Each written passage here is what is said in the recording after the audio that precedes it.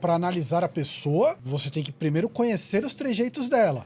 Não dá para você olhar para ela porque ela piscou para a direita, é alguma coisa. Exato, não é exatamente isso. Agora, como é que eu faço as minhas análises? Primeiro, que eu tenho uma experiência muito grande. Então, eu vou tentar pegar micro trejeitos, coisas que são mais inconscientes e dizer, olha, isso tende a. Eu não posso bater um martelo jamais, mas eu falo, isso tende a. E depois de 600 análises, se mostrou o método extremamente eficaz. Eu já acertei centenas e centenas de análises.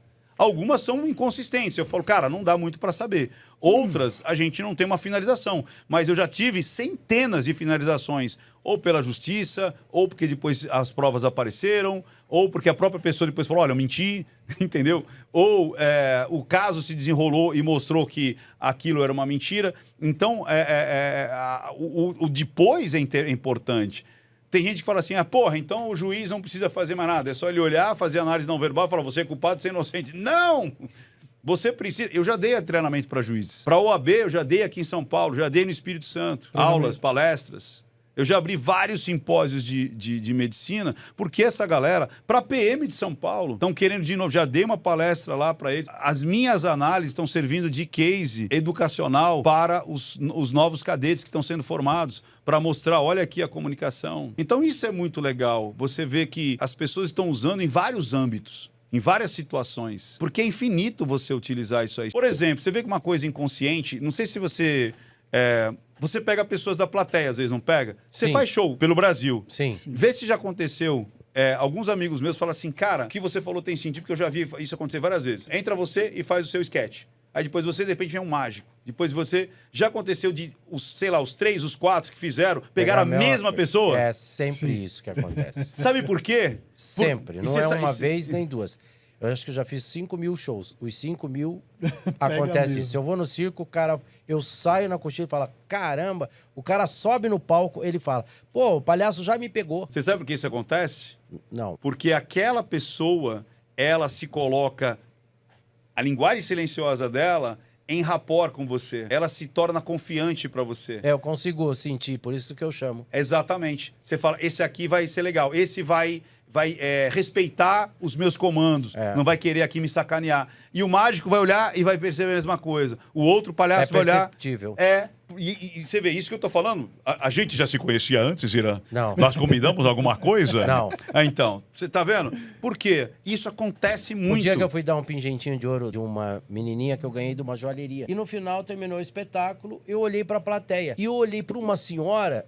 Parece que ela me comeu com os olhos. Aí eu olhei pra ela e falei, a senhora aí, vou dar esse pingentinho de ouro pra senhora. Ela nem participou da brincadeira do show todo. Ela subiu no palco, ela falou, o senhor não vai acreditar, mas eu fazia 30 dias que não saía de casa, só saí pra ver o seu show, porque eu perdi a minha filhinha. E eu dei o pingente. Cara, foi louco isso, né? Porque ela tava muito afim de estar ali, ela tava muito afim. E você surreal. Mas isso a gente acha, às vezes, que é uma coisa de sintonia e tal, mas mecanicamente, o rapport é isso. O rapport, esse livro aqui fala muito de rapport. O rapport são movimentos inconscientes, tonalidade de voz inconsciente, o olhar inconsciente, que você percebe e não sabe por quê, e você fala, fui com a cara desse aí. Eu tenho isso. Você entendeu? Você fala, mas esse fui com a cara é porque a comunicação dessa pessoa...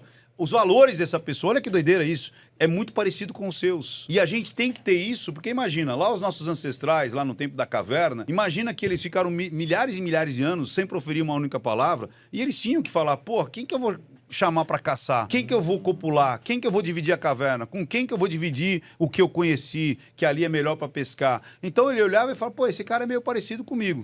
Então, provavelmente ele deve ter os meus valores, ele deve ter a mesma visão, minha cosmovisão. Talvez ele tenha até os meus mesmos deuses que eu acredito. E aí você faz conexões. E aqueles que são meio diferentes, você fala, opa, e se esse cara me matar? Se esse cara pegar minha mulher? Se esse cara me roubar? Até hoje é assim. Quer ver que legal? Que eu falo que são os resquícios disso aí, que a gente tem e não sabe por quê. Já aconteceu com você, e você tá dirigindo, tá você e sua esposa, você e seu namorado, e a gente se perde. Não, a gente se perde não. Os homens se perdem, né? Aí a sua esposa fala assim, bem, a gente se perdeu, né? Vamos perguntar pra alguém? Você fala, Aí ela fala, e vamos perguntar pra aquele ali? O que a gente fala? Não, aquele ali não. Ela fala, por quê? Não, ele não sabe. A gente não faz um scanner e escolhe, tipo, esse não sabe, esse não... Não, vou perguntar pra esse aqui. Esse aqui...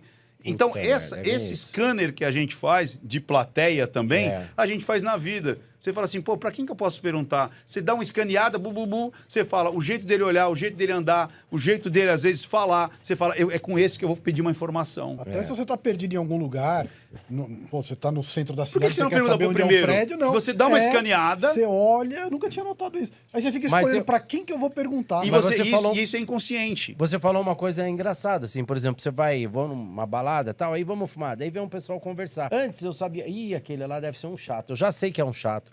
Aquele lá, porra, acho que deve ter um assunto legal. Você não tem isso, você tá Tem. fumando ali e tal. E antigamente eu aguentava, eu sabia do chato, sabe? Hoje não, cara. O cara já chegou, opa, tudo bem. Com licença. Eu já jogo o cigarro inteiro mesmo e já vou embora. Eu mudei. Antes eu até ouvia, sabe? Porque eu ficava analisando, porque eu penso igual você odeia o Cris. Todo mundo que conversa comigo, eu sei que às vezes não vale nada. Eu sou simpático. Às vezes tá mentindo, ou às vezes tá me enchendo o saco. Eu fico pensando igual todo mundo odeia o Cris. Eu fico imaginando eu esfaqueando ele, eu dando com a privada na cabeça dele, sabe? Mijando na cara dele. Agora você imagina Eu tenho isso. esse cara te analisando. Não, eu tenho isso, não é legal? Isso é terapêutico, na realidade. Eu acho ótimo, porque às vezes eu vejo cara tão filha da puta, às vezes eu vou fazer negócio com um cara, assim, eu vou me fuder lá na frente, mas eu vou fazer. Mas daí às vezes eu vejo o cara falando comigo, tudo, eu fico assim, aham. Aí eu fecho os olhos e fico imaginando eu mijando na cara dele. Você acaba de assistir a um corte. Para você acessar o conteúdo na íntegra, o link está nas descrições. E para você não perder nenhum bate-papo, inscreva-se agora no canal.